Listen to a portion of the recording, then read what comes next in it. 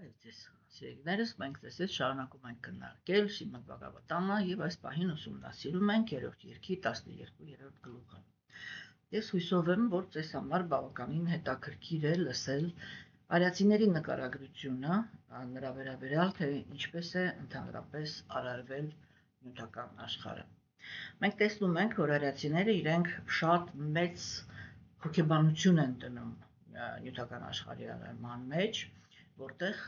գլխավոր դերը կատարում են կենդանի էակները։ Այն իմաստով, որ ամեն ինչը արարվում է ըստ կենդանի էակների ներքին պահանջի, ներքին մղումների։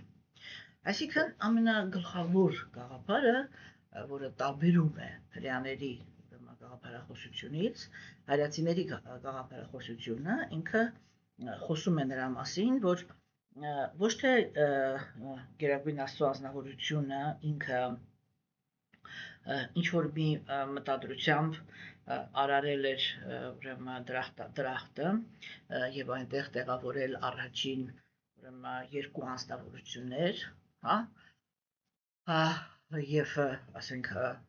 տխրահրճակ խնձորի պատմության հետևանքով այդ անձնավորությունները վռնդվում են դրախտից, չէ՞, եւ գերագույն Աստծո ազնվորությունը նյութական աշխարհը արարելուց իրականում ըստ փաստացի իրականացնում է իր ջղայնությունը, որովհետեւ ինքը դուրս է նետում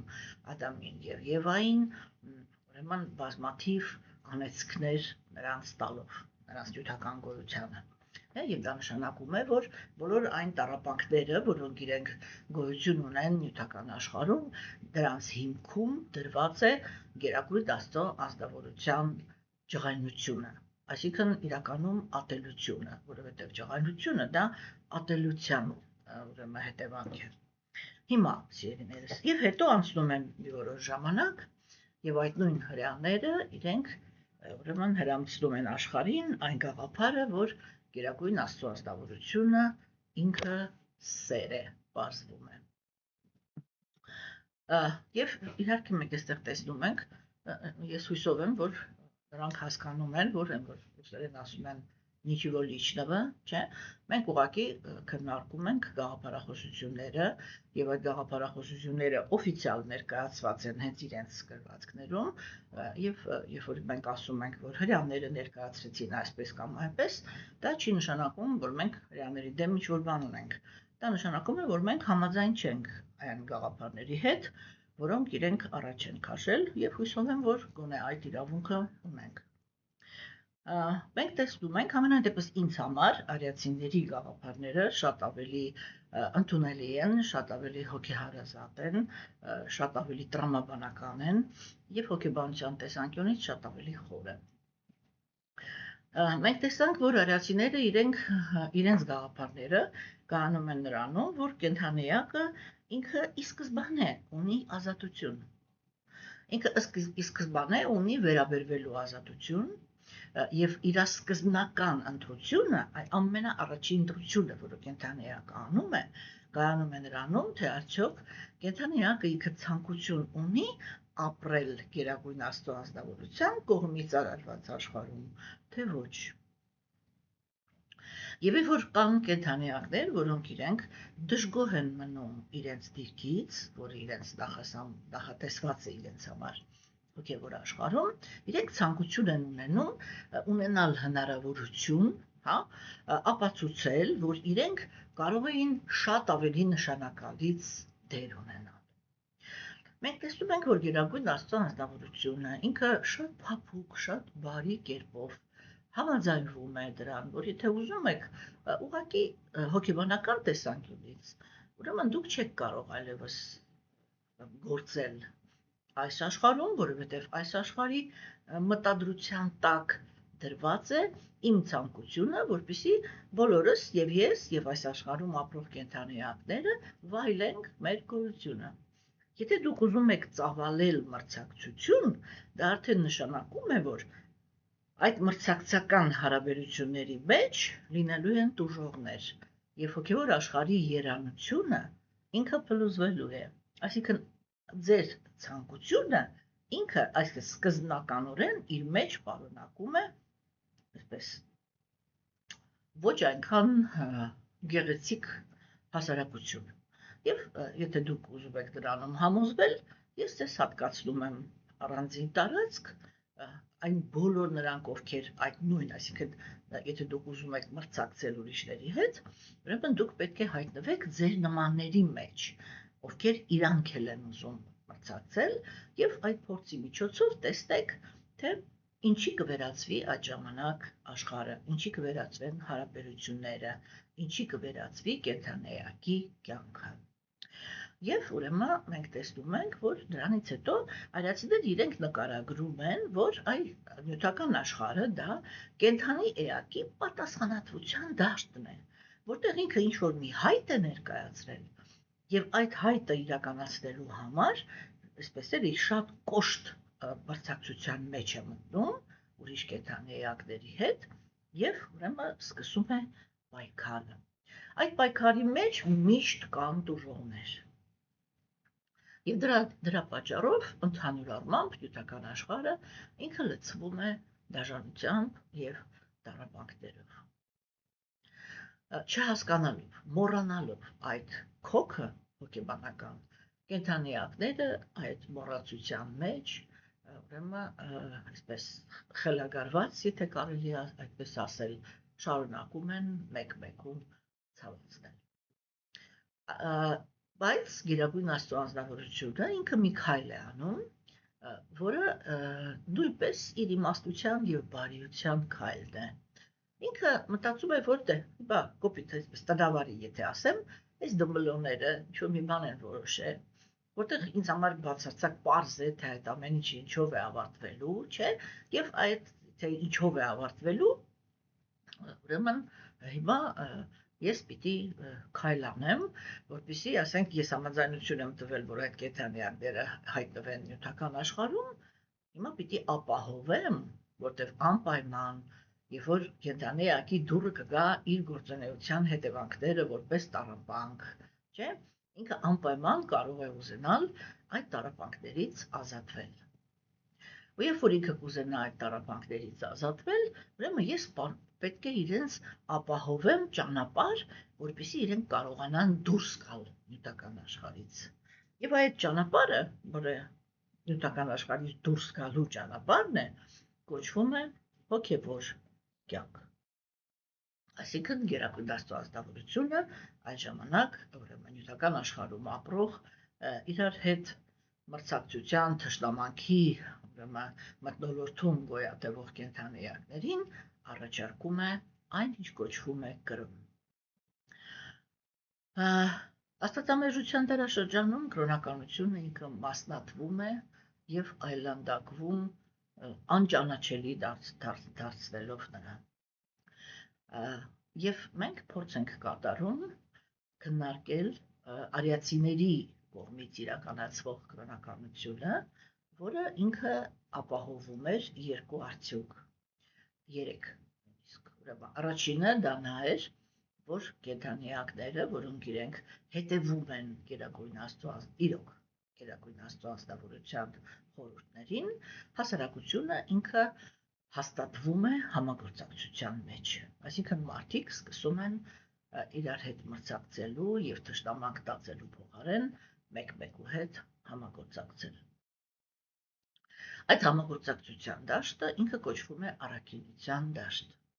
Գերագույն Աստծո ազնվորությունը, երբ որ կենդանիակները իրենք ընդունում են այդ սկզբունքը, հոգ է տանում, որպեսզի այդպիսի անձնավորությունները պաշտպանված լինեն նյութական աշխարհի տառապանքներից, հա, եւ ուրեմն միաժամանակ, որպեսզի իրենք ունենան նյութական երջանկություն։ Դրանից հետո Գերագույն Աստծո անձնավորությունը այդ երջանկությունը տալուց հետո, երբ որ կենդանիակը ինքը վերականգնում է իր վստահությունը Աստծո հանդեպ, որովհետև լուծել է նյութական աշխարհում իր հոգու վրա այսպես կախված ամենածանր բանը իրավիճակը, չէ՞, նա վերականգնում է իր վստահությունը Աստծո հանդեպ եւ վերականգնելով այդ վստահությունը գնում է առաջ։ Դրանից հետո Գերագույն Աստծո ազնվորությունը ինքը տանում է կենդանիակին դեպի նյութական աշխարհից հրաժարում։ Այսինքն օգնում է, կրոնականությունը ինքը օգնում է, որպեսզի կենդանիակը ինքը դուրս գա նյութական աշխարհից։ Դա կոչվում է ազատագրում։ Մենք մտես հետ բազմիցս քննարկել ենք, որ ազատագրում բառից հետո, այսինքն սկսված այդ բառից, բոլոր կրոնական տեսությունները իրենք լռում են։ Եվ միայն արիացիներն են, որոնք իրենք մանրամասը քննարկում են, ընդհանրապես ինչ է նշանակում ազատագրում, այդ ազատագրումը տեխնիկապես ինչպես է տեղի ունենում, չէ՞։ Եվ մենք տեսանք, որ բավականին երկրորդ երգում մենք տեսանք, որ բավականին հարուստ փիլիսոփայություն ստացանք եւ հույսով եմ, որ որոշակի հասկացողություն զարգացրեցինք այդ իմաստով։ Եվ հիմա ուրեմն տեսնում ենք արդեն Բրահմայի, այսինքն նյութական աշխարհի երկրորդական արարչի գործունեությունը, որը ինքը ուրեմն արդեն պետք է նյութական աշխարհը լցնի կենդանի էակներով։ Մենք ձեզ հետ տեսանք, որ Տեր Բրահման կատարելով այդ առաքելությունը ինքը մի պահ լցվեց ուրեմն ապրեց չբավարարված վիճակ, այդ չբավարարված վիճակի հետևանքով ինքը ապրեց ջղայնություն։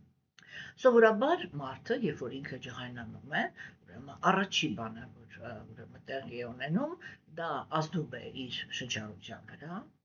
ուրեմն սրտի բախումների վրա, այսինքն սիրտը սկսում է աշխատել արագ, այդ պահին ազնվորության ճնշումն է բարձրանում, այսինքն արյան շրջանառությունն է արագանում, երբ որ կենդանիակը ինքը ապրում է ջղայնության զգացում, չէ՞, եւ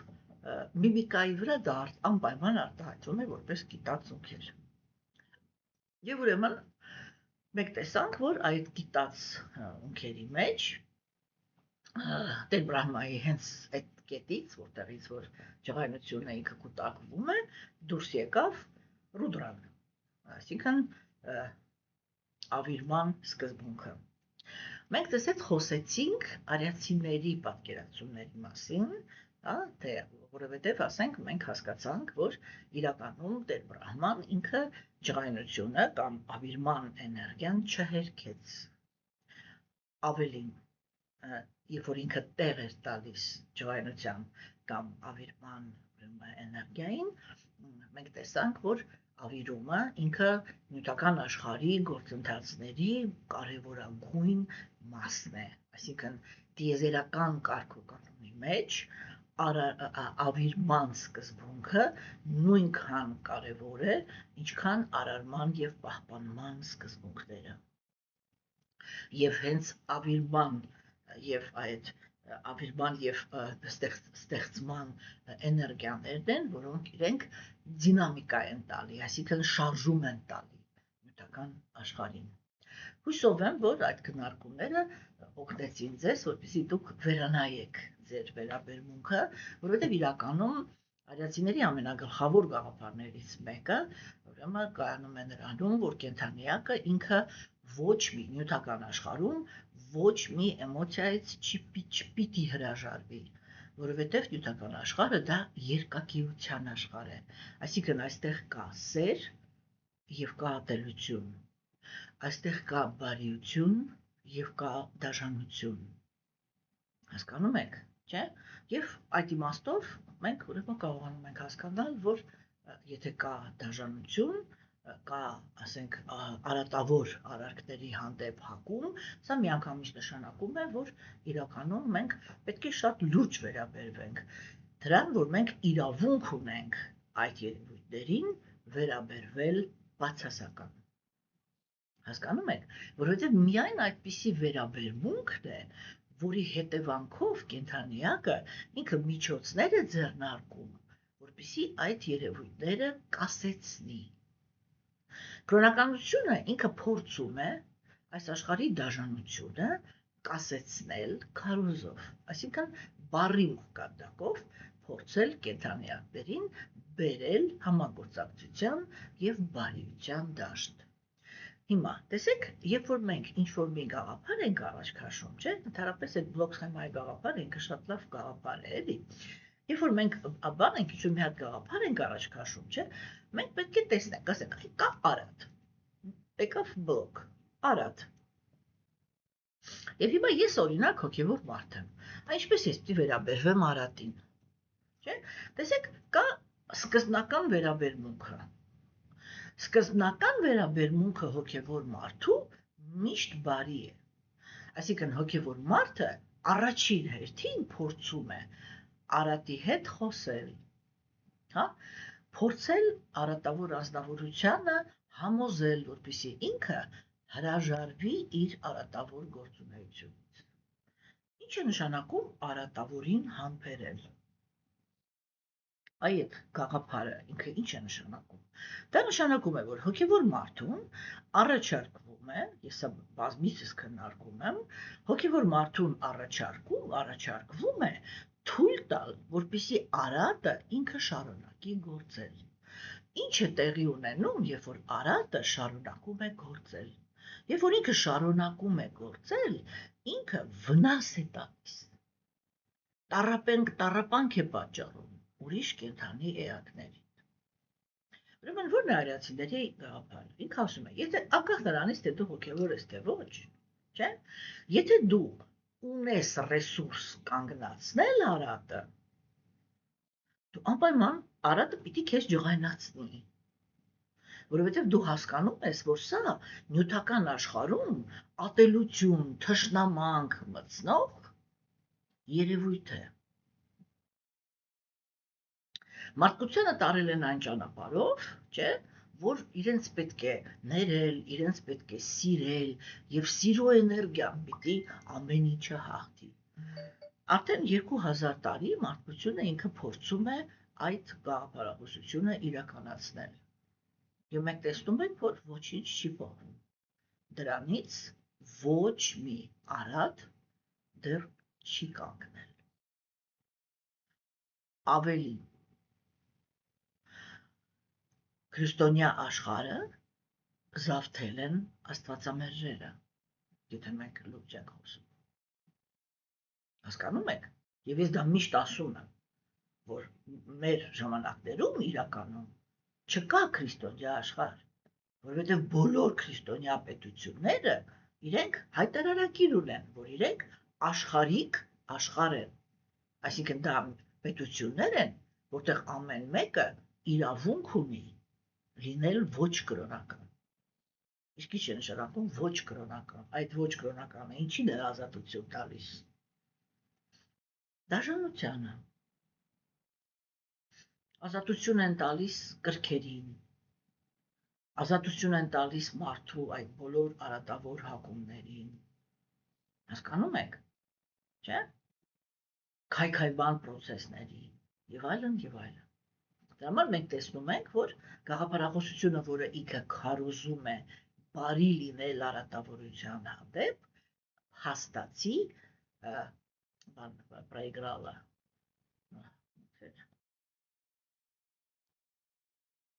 Կներեք, մեկ այնպիսի բառեր են գլխից ստանում, որ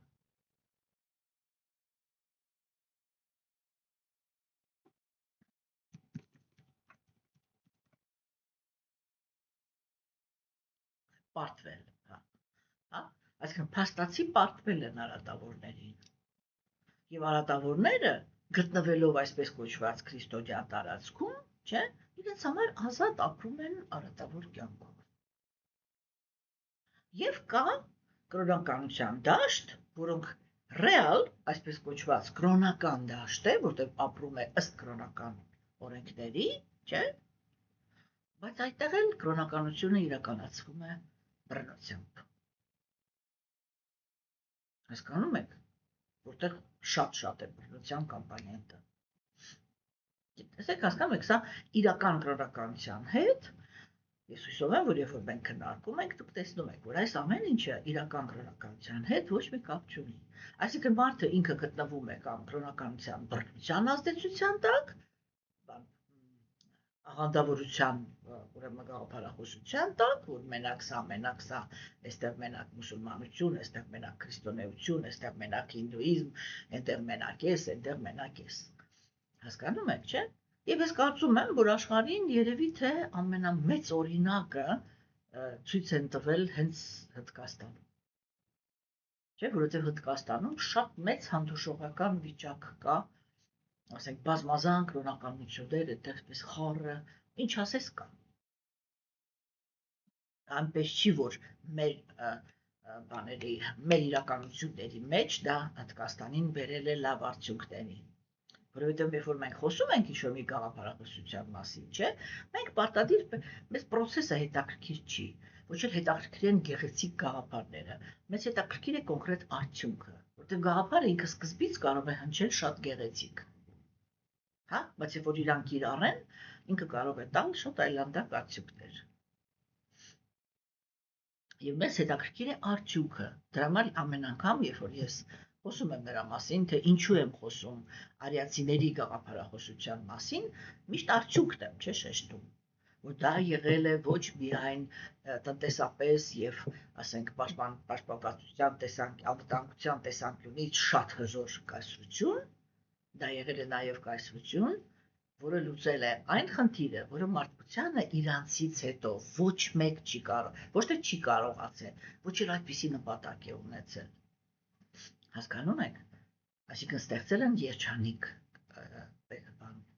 երկիր, կայսրություն, տարածք, եւ մենք հիմա քննարկում ենք ձեզ հետ այդ երջանկության կառուցելու մանրամասները, թե ինչպիսի գաղափարախոսություն են ունեցել, որ վերջնակետում կարողացել են ունենալ այդպիսի արդյունք։ Հասկանում եք։ Հիմա, սիրելիներս, ուրեմն մենք տեսանք, որ արիացիները պնդեցին, որ իրականում բոլոր վերաբերմունքները իրանք ունեն իրենց կիրառումը թական աշխարհում եւ այո, ավիրման process-ները դա տրանսֆորմացիայի սկիզբն է։ Ինչ-որ մի բանը պետք է անպայման տրանսֆորմացիա անցնի, որպեսզի դրա տեղը առաջանա մի ուրիշ բան։ Որպեսզի այս սեղանը առաջանա, սկզբում սպանել են ծառը։ Դա մահվան էներգիան, դա ռուդրայի էներգիան է, ինչպես մենք տեսանք։ Ուրեմն ինչ վերաբերվում է հիմա այդ ավիրման կամ ջղայնության բանին, մենք տեսանք, որ արիացիները իրենք առաջ քաշեցին, այսինքն Տեր Բրահման ինքը ասեց ռուդրային, որ ռուդրա անունից բացի դու նաև կունենաս 11 ուրիշ անուն։ Մենք ուրեմն քննարկեցինք, հիմա ես արագ թվարկեմ, որովհետև մենք հիմա այսօր նույնպես անուններ ենք քննարկելու։ Եվ Տեր Բրահման ինքը ասեց, որ առաջի անունը ռուդրայի դա կլինի մանյուն, չէ՞։ Մանյուն ինքը, ասենք այսպես էլի, վեդայական բանով, արիացիների, այսպես արդեն կենցաղային իմաստով, ինքը թարգմանվում է որպես ջղայնություն, որպես կատաղություն, որպես այդ ներքին, այդ այսպես էլի, էփվելու վիճակը, չէ՞։ Այսինքն դա մենք ինչպես մենք ասեցինք, ներքին բանի պայթյունի էներգիան է, չէ՞։ Եվ մենք հասկացանք, որ սա գիտակցության մեջ կենդանիակի համար շատ հզոր էներգիա է, որովհետև գիտեք այսպես էլի, այն գործողությունները, որը մարդը ինքը կարող է, կենդանիակը ինքը կարող է կատարել ջղայնության հիմքի վրա,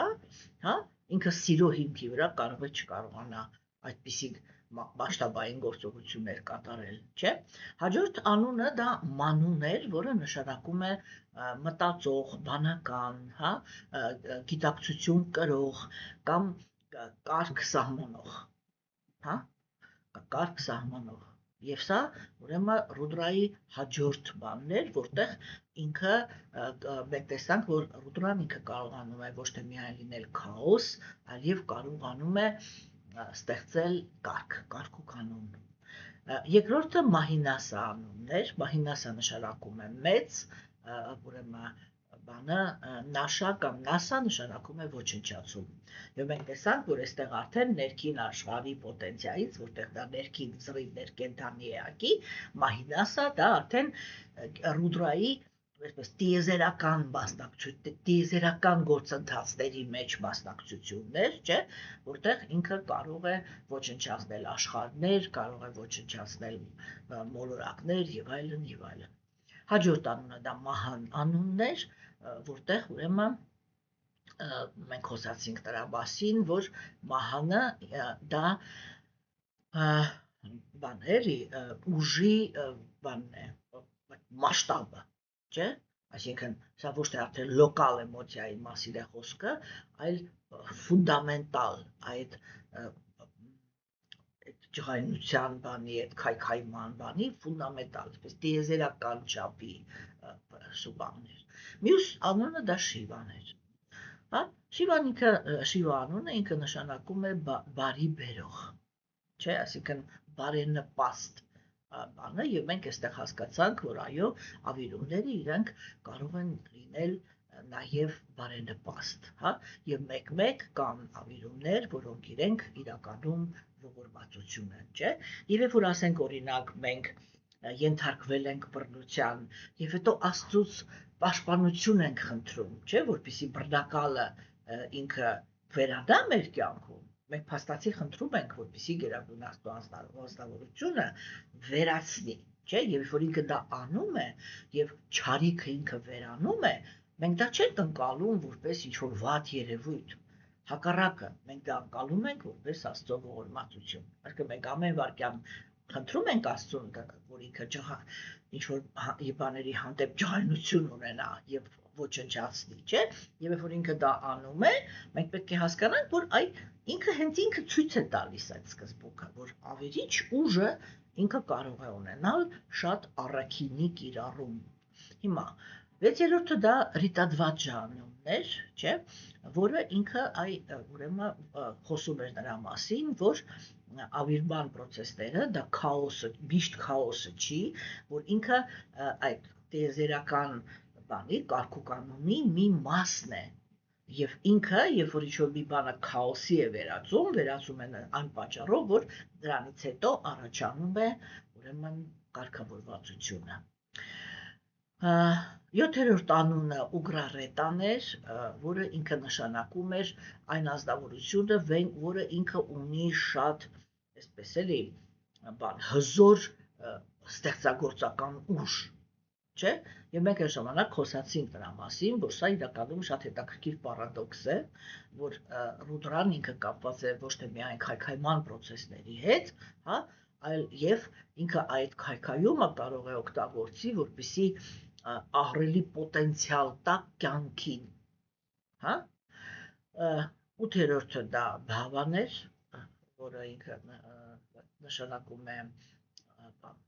լինել, հա, դառնալ,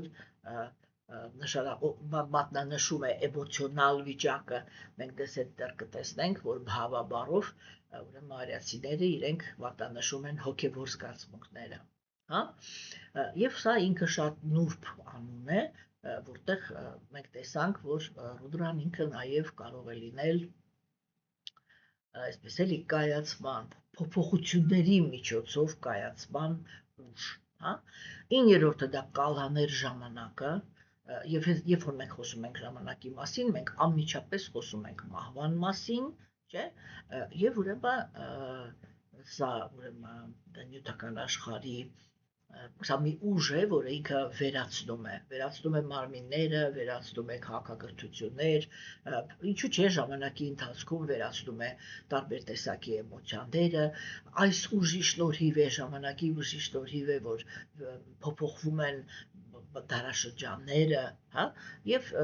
այս ուժն է, որ կենդանիակի մեջ ուշ թե շուտ վերացնում է կապվածությունները։ Այսինքն որպես ժամանակ Ռուդրան ինքը ռուսերեն այդպիսի մի հատ խոսք կա необратимость, այսինքն մի բան, որը հնարավոր չի հետ տալ, հա, ինքը այդ ուժն է։ 10-րդ նրա անունը դա Վամանադևան է, հա, եւ մենք տեսանք, որ այդ ուրեմն բանը, այդ անունը ինքը շատ հետաքրքիր բաներ, նշանակություններ ուներ, առաջինը դա ձախակողմյան աստված, որտեղ բանը վամա նշանակում է ձախ, հա, բայց միևնույն ժամանակ դա նշանակում էր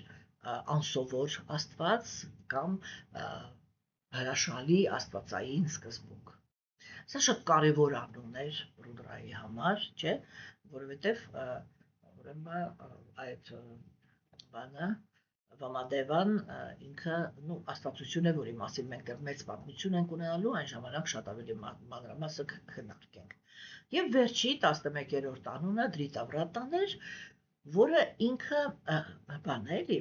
ուղղակի հակառակ թվում է, որ ուղղակի հակառակն է, այսինքն դրիտա դա նշանակում է այն ինչ որ պահում է։ Вообще դրիտա բան է, էլի դա այսպես հստակ պահպանող ուժն է եւ վրատա դա երթումներն են։ Հա? Այսինքն մենք տեսանք, որ դրիտավրատա ասպեկտով Ռուդրան ինքը օգնում է ճգնավորներին, որպեսզի իրենք կարողանան այդ ճգնավորության մեջ իրենց տված երթումները պահպանեն։ Հասկանում եք։ Եվ սա ինքը ուրեմն շատ կարևոր բան էր։ Եվ մենք տեսանք, որ մենք ստացանք շատ հետաքրքիր ցուցակ, չէ, որտեղ ուրեմն Ռուդրան ինքը, այսինքն այդ ավերից սկզբունքը ինքը ներկայացավ որպես ջղայնություն, որպես քայքայիչ ուժ, որպես ժամանակ, որպես տիեզերական օրենք, որպես բան այդ ճգնություն, հա, որպես ներքին ուժ, որպես տրանսֆորմացիայի ուժ, որպես բարենպաստ, հա, որպես արարող էներգիա, որպես կարգ ու կանոն, հա, եւ որպես այդ էլի գոյության եւ գոյությանը ավարտելու կարևոր կամպանիա։ Եվ այսօրվա մեր տեքստը ինքը ուրեմն արդեն ուրիշ թեմայի մասին է խոսքը։ Հիմա ես բացեմ այսա ուրեմն 14-րդ ուրեմն տեքստն է, 13-րդ տեքստն է այսօր մեր տեքստը, կներեք, ինքը հնչում է այսպես։ Երրորդ երգ, 12-րդ գլուխ, 13-րդ տեքստ։ Բացի այդ, ով Ռուդրա, դու կունենաս 11 կին, 11 Ռուդրանի։ Դրանց անունները կլինեն Դհի, Դրիտի, Ռասալա, Ումա, Նիյուտ, Սարպի, Իլա, Ամբիկա, Իրավատի, Սվաթա և Դիքշա։ Տղաս, ընդունիր այս բոլոր անունները, վերցրու քո կանանց և գնա քեզ համար նախատեսված բնակության վայրերը, քանի որ դու հիմա կենդանիակների տիրակալներից մեկն ես։ Հարկավոր է, որ դու զգալիորեն ավելացնես տիեզերքի բնակչությունը։ Ուրեմն այստեղ առաջի հերթին աչքի է ընկնում բանի, ասենք, ուրեմն ասեք Տեր Բրահմայի բանը, Տեր Բրահմայի տրամադրությունը, հա, որտեղ ինքը բան է անում, էլի, միշտ շահագրգռված է, որ հիմա այն նյութական աշխարհը ինքը պետք է լցվի, ուրեմն բանով, ասենք, պետք է լցվի ինչ-որ սկզբունքներով, այդ սկզբունքներին համապատասխան կենդանիակներով եւ ամեն մի սկզբունքը, երբ որ իր մեջից դուրս եկավ, պիտի սկսի տալ սերունդներ։ Ինչ է շահում սերունդներ։ Այսինքն այն կենդանիակները, որոնք իրենք սպասում են այդ հնարավորությանը, այդ անձնավորությունների մեջից, որը դուրս եկավ Տեր Բրահմայից, նյութական բանականությունից, հա, չենք մոռանում, ինքը պիտի շարունակի տալ հնարավորություններ այդ հակումները ունեցող կենդանիակների համար արդեն ստանալ կոպիտ նյութական մարմիններ։ Եվ այս process-ի մեջ սա է Տեր Բրահմայի այդ գերագույն աստծո ազնվորությանը մատուցած ծառայությունը, չէ՞։ Հիմա մենք տեսանք, որ այստեղ Տեր Բրահման ինքը հիմա մեզ տվեց երկրորդ ցուցակը, հա, որը ինքը իր էությամբ ինքը ես կհանդգնեմ ասեմ, որ մի քիչ ավելի կարող է հետաքրքիր լինել, քան թե այն ցուցակը, որը մենք ստացանք Ռուդրայի, ուրեմն բանով, Ռուդրայի հետ Ռուդրայի կապակցությամբ։ Եթե Ռուդրայի անունները իրանք բացում էին այդ էլի տրանսֆորմացիայի, այսինքն փոփոխությունների ուժի տարբեր տեսակի ասպեկտները, ապա այն անունները, որը մենք կարդացինք եւ որը վերաբերվում են արդեն ռուդրայի կանանց, այսինքն ռուդրանիներին, հա, իրանք ցույց են տալիս այն միջավայրը եւ այն էներգիան, որոնց միջոցով այն ցուցակի ուժերը գործում են, հա, եւ այստեղ ուրեմն շատ անուններ, իրանք դա ուղղակի անուններ չեն, այլ շատ կարևոր փիլիսոփայական դրույթների հետ կապված են։ Եվ ուրեմն ռուդրանիների 11 անունները։ Ես բացեմ ցուցակը եւ մենք սկսենք կարդալ։ Ուրեմն առաջի անունը դա ուրեմն դհին էր։ Դհի անունը ինքը հենց մի արմատ է, որը ինքը նշանակում է մտածել, մտահայել, մեդիտացիա, հա, կամ ինչ-որ մի բանը պահել գիտակցության մեջ, հա, այսինքն սա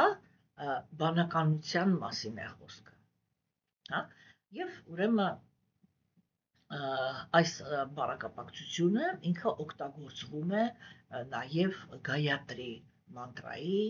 առաջի ուրեմն բանում առաջի քառյակում, որտեղ հնչում է այսպիսի նախադասություն Թիո Յոնա Պրաչոդայատ, հա, Թիո, то есть ուրեմն թող նա, հա, լուսավորի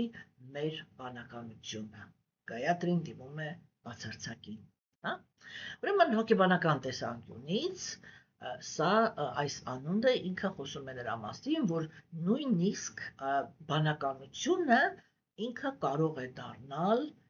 ռուդրայի կամ այդ տրանսֆորմացիաների դաշտ, հա, այսինքն դա ինչի մասին է խոսքը, որ կենդանիակը ինքը ուզում է զարգացում ունենալ, չէ, իր բանականության մեջ հին պատկերացումները մեկ-մեկ պետք է այսպես հիմնովին քանդվեն, որպեսզի առաջանան նոր ավելի խորը հասկացողությունը։ Այսինքն մենք տեսնում ենք, որ տրանսֆորմացիայի կամ ավիրման ուժը ինքը նաև շատ կարևոր դեր է կատարում կենդանիակի ներքին զարգացման մեջ, հա։ Հաջորդ անունը դա դրիտին էր։ Դրիտի անունը ինքը բաղկացած է դրի արմատից, որը ինքը նշանակում է պահել, հա, որը նշանակում է պահել։ Եվ ուրեմն այս իմաստով այս անունը ինքը մատնանշում է, որ ազնվորությունը ինքը ունի ունակություն չփախնել դժվարություններից։ Հասկանում եք, սա իրականում մենք կարողանում ենք հասկանալ, որ կենդանիակի համար սա շատ կարևոր սկզբունք է։ Հասկանում եք, ահռելի կարևորություն ունեցող սկզբունք է, որովհետև տեսեք, ասենք, չէ, օրինակ մարդիկ, որոնք իրենք հիմա այսպես էլի շատ անսպասելի բան եմ ասելու, հա, որոնք իրենք զարգանալու հակում չունեն, այլ փորձում են այս կյանքում միայն կյանքը օգտագործել, որպեսզի կարողանան պահպանել իրենց գոյությունը եւ այսպես էլի զգայական վայելքի կրճոններով բավարարվել, չէ, իրանք միշտ բան են անում, էլի, վախկոտ են։ Հասկանում եք։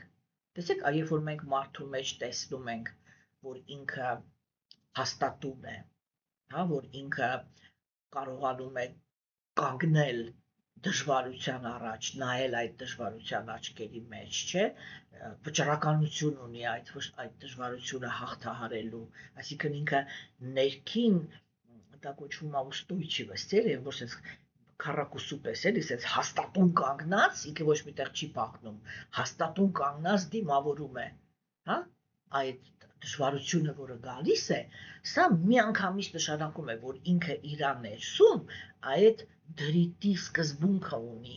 հասկանում եք, որը ինքը չենք մոռանում ռուդրայի, տրանսֆորմացիայի, ավիրման process-ին ծառայող սկզբունք է, հասկանում եք, որտեղ երբ որ մենք խոսում ենք,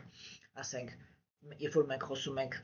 տղամարդկանց կերպարների մասին, չէ, եւ այդ անունների իմաստների մասին, մենք խոսում ենք իշխող որակի մասին։ Հենց որ խոսակցությունը գնում է իրականանց մասին կամ կանացի սկզբունքների մասին, դա այդ իշխող սկզբունքի ծառայող սկզբունքն է, չէ՞։ Եվ հիմա մենք այստեղ տեսնում ենք, որ այդ դրիտին, որը ինքը ծառայում է տրանսֆորմացիաների ուժին, դա այդ ներքին ստոյկս, էլի, այդ որ մարդը ինքը դիմակայությունն է, հա, ներքին դիմակայելու ունակությունն է։ Այսինքն սա այնց է, որ կենդանիակը ինքը ունակություն ունի չփախնել դժվարություններից։ Հասկանում եք։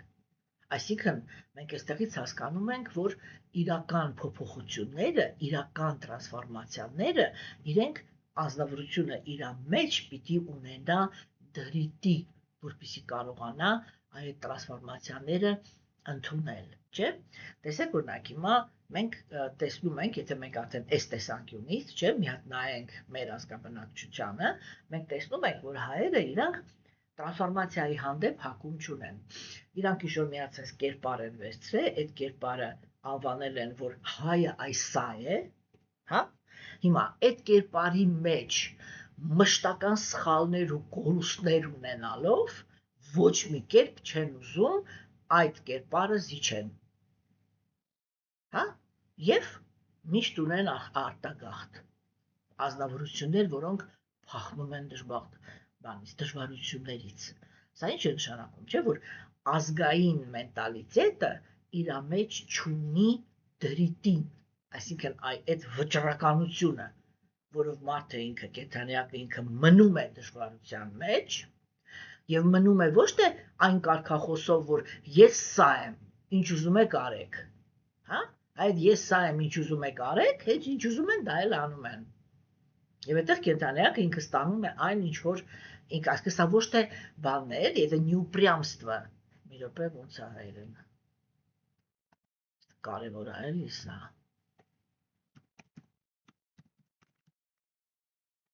համառությունը չի, հասկանում եք, это неупрямство, это стойкость, սա լրիվ ուրիշ բանի մասին է այստեղ խոսքը, չէ, ուրեմն, նոր իրականություն ստանալու համար պետք է նոր անձնավորություն ստանալու համար պետք է հինի փլուզմանը գնալու համար կենդանիակին պետք է ներքին այդ դիմակայությունը, երբ որ ինքը պետք է դիմանա այդ, երբ որ իր մեջ հինը փլուզվում է եւ նորը սկսվում է արարվել։ Ու ինքը ոչ միտեղ ներքինից ոչ միտեղ չփախնի այդ process-ից։ Հասկանում եք։ Հիմա հաջորդ սկզբունքը, որը ինքը բարենպաստ է եւ ծառայում է տրանսֆորմացիաներին, դա ռասալան է։ Չէ՞։ Հիմա սա ռասա բառից է։ Ռասա բառը ինքը շատ նշանակություններ ունի, մենք կտեսնենք դեռ, որ ռասա բառը ինքը շատ մեծ նշանակություն կունենա, երբ որ մենք քննարկենք կենդանիակների հոգևոր դիրքը կամ հոգևոր աշխարհում Աստծո հետ հարաբերությունների ուրեմն թեման, չէ՞։ Ուրեմն նշանակություններից մեկը դա նա է, որ սա հյութ է նշանակում է համ, նշանակում է էություն կամ կյանքի էներգիա, հա։ Այսինքն, երբ որ ասվում է ռասալա անունը, դա բան է, անուն է, որը ինքը ցույց է տալիս, որ բան էլի, համով հոտով, հա, համով հոտով լիքը, հա, կամ կյանքի հյութով հարուստ, եթե բառացի թարգմանենք։ Ու իրականում սա շատ գեղեցիկ անուն է, հա, եւ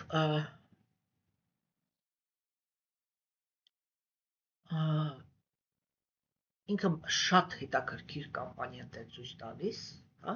այդ որն է այդ կամպանիա, որ քայքայումը ինքը տեղի ունի ոչ միայն կյանքից դուրս, այսինքն որ այսպես մահն է, որ վերջ բերող է, հա, այլ քայքայումը ինքը տեղի ունենում կյանքի մեջ եւ այդ կյանքի մեջ կակրաս ունի կյանքի համը, որովհետեւ նպաստում է, որ կյանքը դառնա ավելի համով։ Սա է ուրեմն Ռասալայի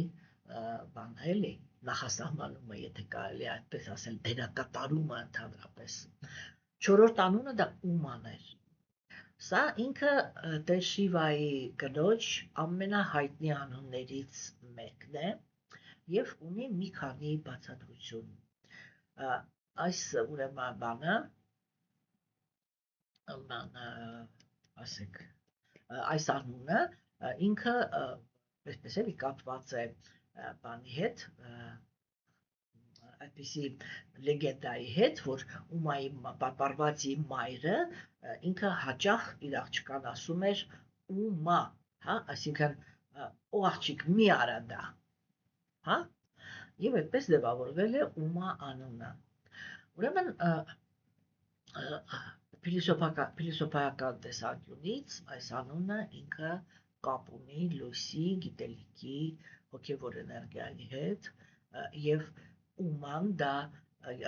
Տեր Շիվայի այն ասպեկտն է, որը ինքը ուղղություն է տալիս Շիվայի ուժին։ Այսինքն այդ Շիվան ինքը չենք մոռանում, որ հենց իմինը Շիվա անունը դա նշանակում է բարեբեր, հա? Այսինքն տրանսֆորմացիայի, разрушениայի, այդ ավիրման էներգիայի, հա, բարեբեր ասպեկտին գիտելիքի հիմքի վրա ուղղություն տվողն է Ուման։ Հասկանում եք, այսինքն ազնվորությունը ինքը իր ներսում անպայման պիտի ունենա Ումա, այսինքն պիտի ունենա գիտելիք, պետք է ունենա կուտակված հոգևոր էներգիա, որպեսզի ինքը կարողանա ավիրման process-ները ճիշտ տեղ ուղարկել, այնպիսի տեղ, որտեղ ավիրվում է այն ամենը, ինչ ոչ բարենպաստ է, որպեսզի ստեղծվի այն ամենը, ինչ բարենպաստ է։ Հաջորդը դա ուրեմն Նիյուտա անունն էր։ Իրականում այստեղ կարևոր բանը դա մի տառ է, դա յուտառն է, որը ինքը նշանակում է միացնել, հա, եւ հնարավոր նշանակությունները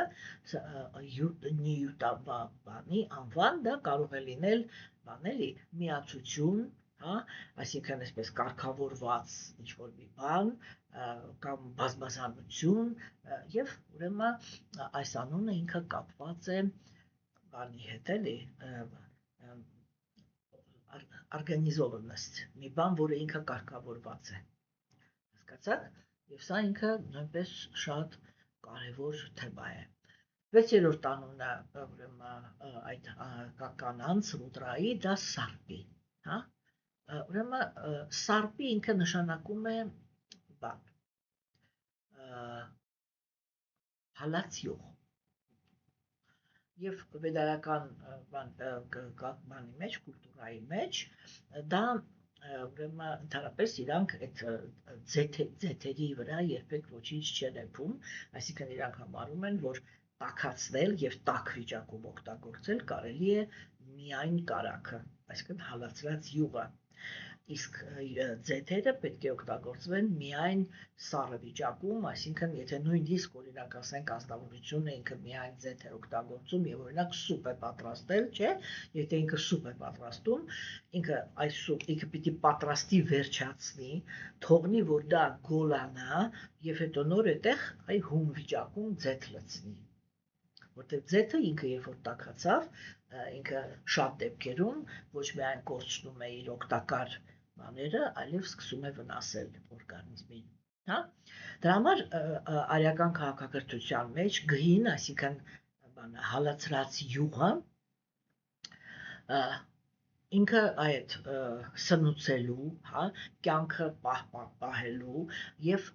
գհին ինքը շատ օգտագործվում էր զոհագործությունների մեջ, հալածված յուղը մատուցում էին կիսաստվածներին, չէ՞։ Ուրեմն ինչպես տեսնում ենք, սա շատ հետաքրքիր անուն է, որը կապվում է Ռուդրայի հետ, այսինքն տրանսֆորմացիաների եւ ավիրման process-ի հետ, որը ինքը ինչի մասին է խոսում։ Ինքը խոսում է նրա մասին, որ ցանկացած ավիրում, հա, պետք է ծառայի որպես սնունդ նորը ստեղծելու։ Այսինքն ոչինչ չի կարելի ավիրել եւ թողնել։ Ես միշտ պատմում եմ իմ աշակերտներին, որ սրանից մի 2 տարի առաջ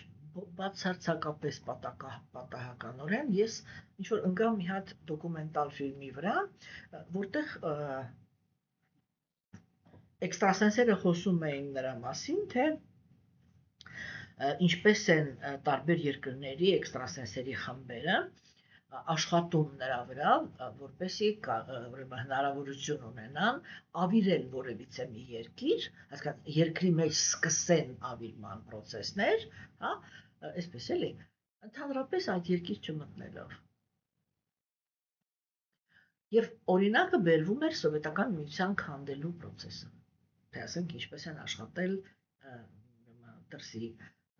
էքստրասենսերը, որպեսզի սովետական միությունը քանդվի։ Եվ իրենք բացատրում էին, հա, բացատրվում էր, որ տեխնոլոգիան ինքը այսպիսին է, որ եթե կա ցանկություն որևիցե մի երկրին վնաս պատճառել, չէ՞, ուրեմն բավական է այդ երկրում գնել մի քանի սեփականություն, պատրաստի շենքեր, ջարդել նրա ապակիները, այսինքն դարձնել փլատակ եւ ոչինչ չանել այդ օբյեկտի հետ, այլ որ ինքը այդպես ջարդված այդտեղ կանգնած լինի։ Ու դա անել մի քանի տեղ։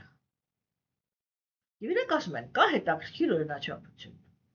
որ երբ որ մարդը ինքը իր երկրի մեջ տեսնում է փլատակ վիճակում, այնինը քանդված, ոչ թե աղքատ, այլ քանդված, լքված, ինչ որ մի հատ այդպես ավիրակների պես մի բան, հա, ինքը իրանք մարդիկ իրանք իրանց ձեռքերով սկսում են իրանց երկիրը ավիրել։ Շատ հետաքրքիր գաղափար էր սա։ Հասկանում եք, չէ՞։ Եվ ուրեմն հիմա մենք տեսնում ենք այստեղ ուրեմն այդ բանը, որ կներեք, անունը կորցրեցի։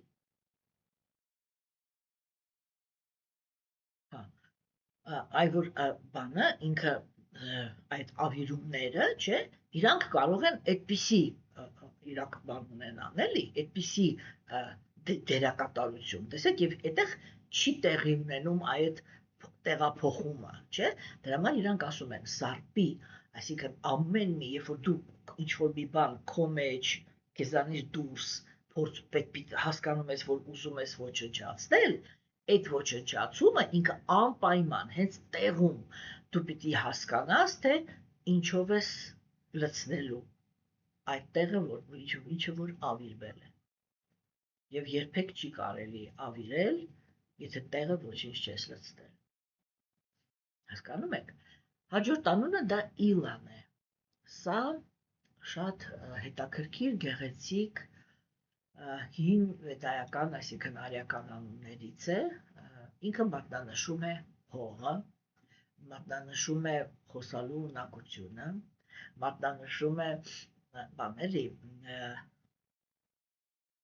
Поток откровения, այ որ կենցանյակը ինքը բացահայտումներ է անում, հա, այդ բարեբեր բացահայտումների հոսքը, հա, եւ իլան ինքը սուրբ խոսքի աստվածուհին է։ Շատ հաճախ տեքստերում իլան ինքը կապված է այդ ոգևորության հետ եւ գիտելիքը տեղափոխելու։ Այսինքն ամեն անձնավորություն, որը ինքը կարողանում է ուրեմն բան անել, էլի, սուրբ հոսքեր փոխանցել իր մեջով, դա միշտ նշանակում է, որ ինքը օգտվում է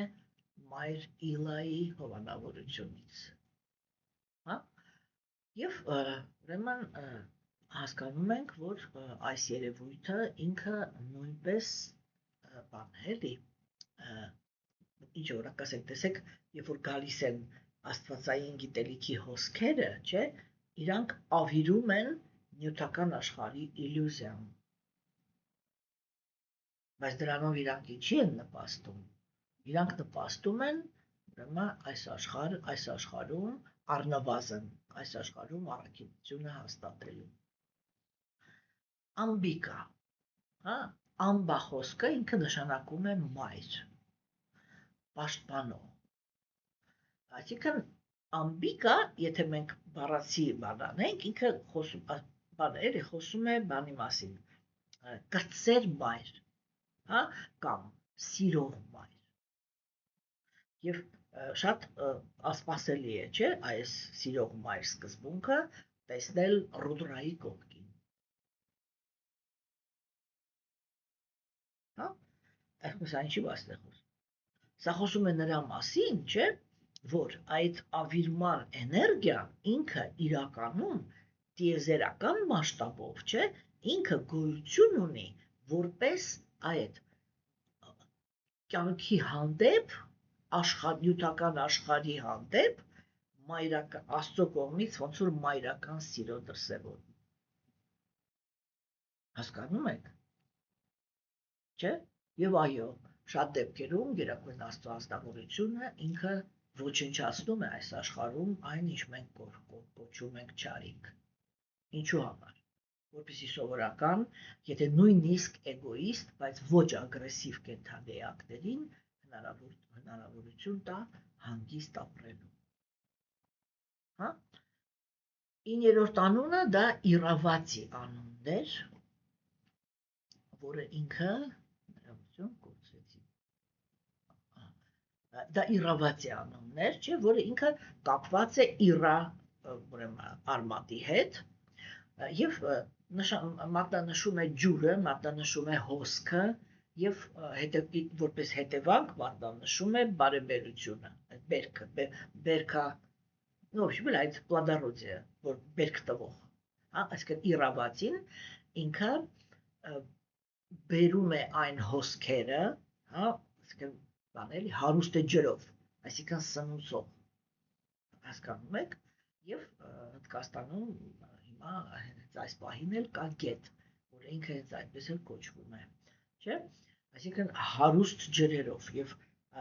դա նշանակում է, որ քայքայման process-ները, չէ, իրանք հարուստ են սնուցմամբ, նոր տրանսֆորմացիա ենթարկվող, նոր ինչ-որ բաների համար։ 10-րդ անունը դա Սվաթան է, սա շատ կարևոր անուն է, ուրեմն ինքը բաղկացած է սվա, այսինքն սվոյ, քոնը, հա, եւ դա, այսինքն պահպանել, չէ, եւ մատնանշում է կենդանի էակի անձնական ուժը, իր ներքին էներգիան, հա, եւ մեկ-մեկ կարող է Սվաթան ինքը նաեւ մատնանշել, որ այդ ուժը ձեռք բերելու համար կենդանի էակը ինքը պետք է բաներ կատարի, էլի, ծիսակատարություններ կատարի իր նախնիների համար, ինչի համար, որպեսզի օգտվի տոհմի ուժից, հա, այսինքն Սվաթան դա այն ուժն է, տեսեք մահացածները, չէ, այսինքն արդեն ավիրում անցածները, Սվաթան դա այն ուժն է, որի միջոցով կենդանի էակի մեջ պահպանվում է իր անցյալ սերունդների հետ կապը, եւ որտեղից ինքը կարող է այդ ներքին ուժ ստանալ այդ կապից, չէ, օրինակ տեսեք, ասենք, էլեմենտար, շատ հեռու չգնամ, ասենք, եթե մարդը ինքը իր, ասենք, ընտանիքում ունեցել է այնպիսի ազնվորություն, որը այսպես բան է, էլի, ասեք, որը ինքը ինչ-որ մի արժեք ներկայացնող է իրենից, չէ, օրինակ, եթե դուք ունեք այդպիսի ազնվորություն, չէ, այդպես մի հատ ուշադրություն դարձրեք, դուք ինչ եք զգում ամեն անգամ, երբ որ օրինակ ասում եք, ես այսինչի թոռն եմ, միանգամից բան, չէ, ուժ է գալիս ներքին, բան է գալիս, արժանապատվության զգացում է գալիս, միանգամից առավելություն եք զգում, չէ, այդ դա նշանակում է պահպանել կապը, նրա հետ ինչ-որ արդեն ավիրվել է, հասկանում եք, եւ եթե ասենք օրինակ, բայց եթե ասենք ազնվորությունը ինքը նույնիսկ եթե իր կյանքի ընթացքում այսպես ազդեցիկ ազնվորություն է եղել, բայց հետո մոռացվել է, չէ, դրա համար ընտանիքը իր մեջ պիտի պահպանի, որովհետև տեսեք, ասենք հիմա ենթադրենք, ասենք ինչ որ մի հատ գյուղում, եթե կա ընտանիք, որտեղ ազնվորությունը, իրան նախնիները, իրանք այդ գյուղի համար ինչ որ բաներ են արել, չէ, աշխարհի մասշտաբով այդ մարդու մասին հիշողություն չկա, բայց ինքը ցեղը պիտի անպայման նպաստի, որ գյուղը դա հիշի, որովհետև պահպանել նախնիների հիշատակը, հա, դա նշանակում է օգտվել իրանց անվան, իրանց փառքի, իրանց արաչարացի ուժից։ Հասկանում եք։ Դա ուրեմն ինքը շատ կարևոր բան է, ասպեկտ է, հա։ Հիմա եւ 11-րդ կինը դա Դիքշան էր։ Սա ինքը շատ կարևոր բան է, որովհետեւ Դիքշան դա Դիքշա են անվանում, այսպես ասեմ, արիացիները ձեռնադրման process-ը։ Հա։ Այսինքն Դիքշայի ընթացքում ընդհանրապես կենդանի համար բացվում են գիտելիքի դռները եւ Դիքշայի ընթացքում ոչնչացվում են մարդու մեղքերը։ Ինչպես ես ասեցի, սա ձեռնադրման process-ն է եւ իրական հոգեվոր ուսուցիչները իրանք երբ որ ձեռնադրում են կատարում, որտեղ իրական հոգեվոր ուսուցիչը դա իրական սուրբն է, հա, դա իրական սուրբն է, հիմա ինչու է սա կարևոր, որովհետեւ իրական սրբի խոսքը Աստծու մոտ անցնում է։ Կեղծավորի խոսքը Աստծու մոտ չի անցնում։ Եվ թե ինչ է կատարվում այդ անձնավորության աշակերտների ճակատագրի հետ հետագայում, դա այդ անձնավորության պատասխանատվության տակ է։ Մարդիկ, երբ որ իրանք դառնում են կեղծ հոգևոր ուսուցիչներ, իրենք գիտեք ոնց է, որտեղ ինչ նշանակում կեղծ։ Կեղծ նշանակում այդ անձնավորությունը իրականում իր սրտի մեջ Աստծուն չի հավատում։ Ինքը չի հասկանում, որ Աստված ռեալ կա, որ ինքը ռեալ անձնավորություն է, որ այդ անձնավորությունը ունի իր բնավորությունը, իր սկզբունքները, իր մտածելակերպը, հա, իրանք այնպես են վերաբերվում կամ այնպես են իրենց պահում, ոնց որ թե Աստված իրանց խաղալիքն է։ Այսինքն ջինը, ես միշտ ասում եմ, որ իրանք դա ցեց են անում, Աստված տրնգի է ապարում իրանց այդ ասացի տակ։ Իրականում Գերագույն Աստծո անձնավորությունը ինքը շատ լուրջ անձնավորություն է։ Եվ ինքը շատ լուրջ է վերաբերվում կենդանի արած չարացին, այդ ինչ որ կոչվում է կարմա, այսինքն անցյալ կյանքերից եկած ճակատագրի բեռ, չէ՞։ Եվ այդ Դիքշայի ժամանակ իսկ արական քաղաքակրթության մեջ առևտրականների, ուրեմն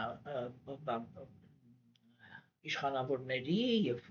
ռազմիկների եւ սրբերի դասը իրենք պարտադիր պիտի անցնեին այս Դիքշա կոչվածը։ Տեսեք, հետաքրքիր էր, որ սկսնակներին հոգևոր դաշտում դեռ չէին ձեռնադրում, ինչու որտեղ իրենց որակներով իրանք դեռ արժանի չէին մեղքերի թողության։ Հասկանում եք։ Ասենք իրադրությունը ինքը շատ կտրուկ փոխվել է Աստվածամերժության դարաշրջանում Տեր Չայտանյայի գալուստով, որովհետև Տեր Չայտանյան ինքը հայտարարել է ողորմածության դարաշրջան։ Եվ հիմա, նույն եթե ես արիացիների լեզվով ասեմ, նույնիսկ չանդալներին հոգևոր ուսուցիչները Դիքշա են տալիս, այսինքն մեղքերի թողություն են տալիս, չէ՞։ Ուրեմն Դիքշան, սա տեսեք, մեղքերի թողությունը, սա ինչ որ մի բան, ինքը ինչ որ մի հատ բան ունի, ինչ որ մի հատ բեռ ունի իր ուսերին, որը կոչվում է իր մեղքերը։ Եվ ինքը այդ մեղքերի համար պատասխան տալու ընթացքում պիտի ապրի հոգևոր, պիտի ապրի զարգացում։ Եվ ձեռնադրման ժամանակ հոգևոր ուսուցիչը ինքը կենդանեակի առաջ բացում է գիտելիքի ճանապարհը եւ դա նշանակում է, որ ձեռնադրում ունեցող հոգին ինքը միշտ կապ է ունենում իրական հոգևոր գիտելիքի հետ։ Հա? Եվ միաժամանակ ոչնչացվում են նրա հիմա ես անկեղծ կլինեմ, ոչնչացվում են որոշակի մեղքերը։ Ինչ որ բաներ կա, որը Գերագույն Աստծո անձնավորությունը ինքը նախընտրում է թողնել։ Եվ ինքը այդ պահին հոգևոր ուսուցիչին ցույց է տալիս, թե ինչու համար է այս մեղքը թողնվում, որպեսզի անձնավորությունը ինքը աշխատի այդ որակի վրա։ Եվ ամեն մեկի վրա դիքշայից հետո թողնվում է ընդամենը մի մեղք, որը իրան պիտի օգնի, որպեսզի ինքը այս կյանքում ուրեմն աշխատելով իր վրա այդ մեղքի բոլոր հոգեբանական մաքրագործման process-ները անցնի եւ ազատվի այն իր մեջ այն որակից, որի հիմքի վրա ինքը այդ մեղքը գործել է։ Հա? Եւ այսինքն դիքշա դա նշանակում է այդ ձեռնադրում, հոգևոր ուրեմն բան եւ անznավորությունը ինքը հիմա այսպես, ինչպես է ինքը իմանում, ինքը օգտվում է իր դիքշայից կամ իր ձեռնադրումից, թե ոչ։ Հոգևոր ուսուցիչը ինքը դիքշայի ժամանակ փաստացի պարտավորվում է իր ձեռնադրում անցած աշակերտներին մշտական ապահովելով ապահովել հոգևոր գիտելիքով։ Հիմա, բայց դա որ հոգևոր ուսուցիչը ինքը ապահովում է մշտական հոսքը, դեռ չի նշանակում, որ աշակերտը ինքը ունի ողորմածություն, հա, այսինքն իր դիքշան աշխատող է, որովհետև եթե ինքը վիրավորանքներ է հասցնում հոգևոր դաշտին, ուսուցիչը ինքը շարունակում է գիտելիքի հոսքը, բայց այդ գիտելիքի հոսքը նրանց համար է նախատեսված, ովքեր որ դիքշայի հետ ճիշտ են վարվում։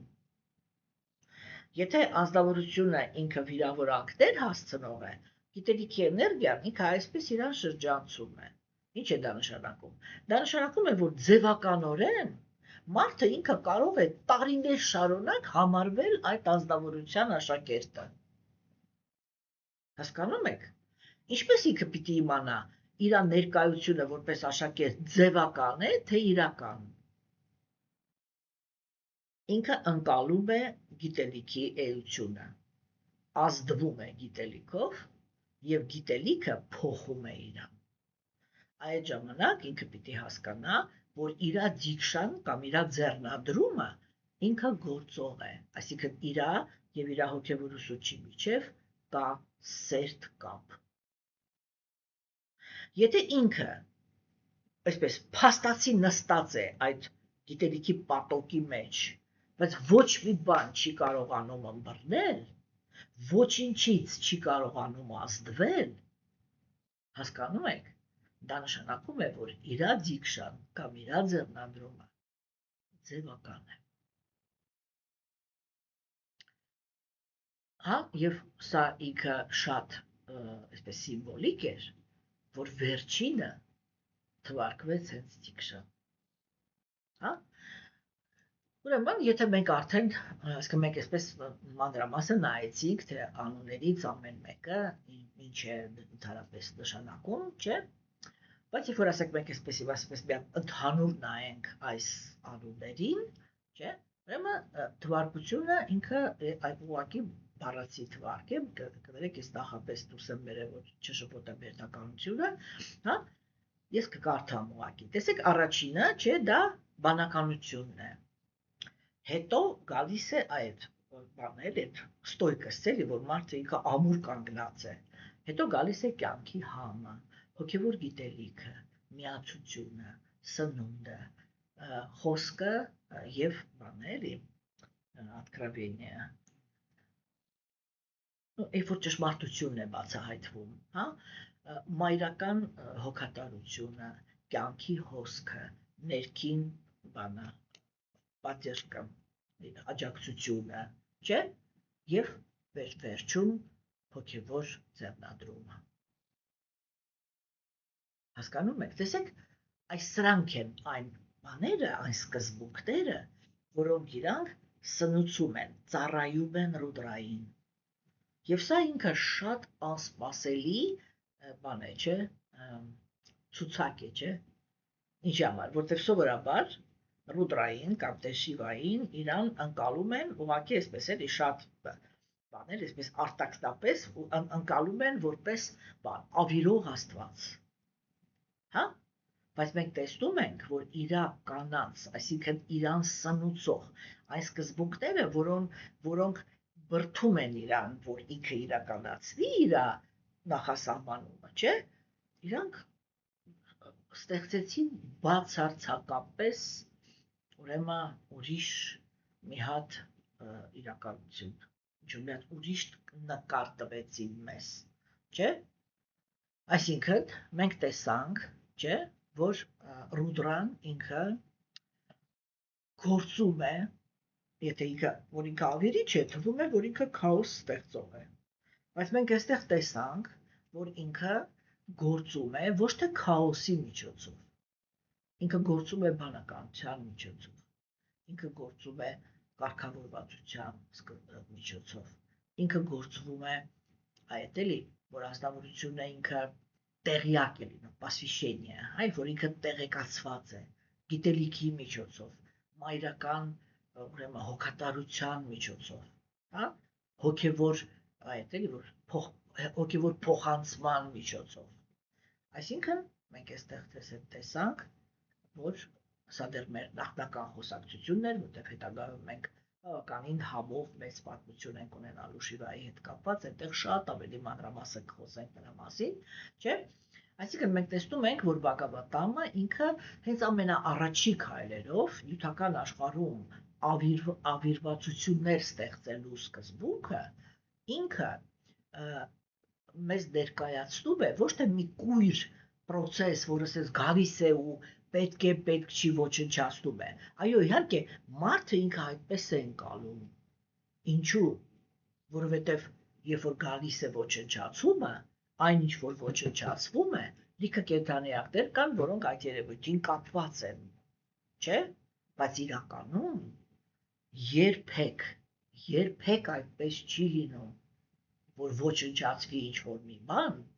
որը ոչնչացման արժանի չէր։ Իհարկե, այստեղ մի հատ ուրիշ կետ կա, չէ՞, այդ կետը ինքը նրանում է, որ կան երևույթներ, չէ՞, որոնք իրենք ոնց որ ոչնչացվում են, թեկուզ եւ արժանի չէին ոչնչացվելու, եւ դա նյութական աշխարհում այդ առաջի ագրեսիա գործողն է, որը ինքը անարդարություն է գործում եւ իր համար ինչ որ հետագայում կարմա է, չէ՞, բանանում։ Հասկանում եք։ Եվ հիմա տեսեք, ասենք, չէ, երբ որ մենք նայում ենք արդեն այդ բաների միջոցով, չէ, մենք տեսնում ենք, որ վերջի երկու անունները, չէ, Սվաթա, այսինքն ներքին փոփոխություններին պատրաստական վիճակ եւ Դիքշա։ Այսինքն գիտելիքի, այդ դեպի գիտելիքը ճանապարհ բացելու եւ մեղքերը այրելու process։ Եվ սա ինչի մասին խոսեց, չէ՞, սա խոսեց նրա մասին, որ ազնվորությունը ինքը սկզբից, հա, իր մեջ պիտի առաջանա, հա, ներքին պատրաստակամություն։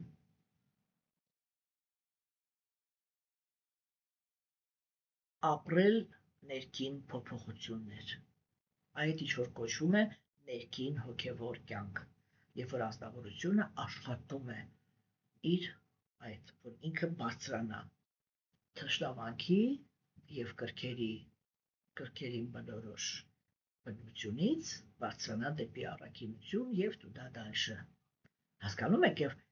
Դիքշայի պետք է դիմի այն ազնվորությունը, ով որ պատրաստ է այդ փոփոխություններին, այսինքն ով որ պատրաստ է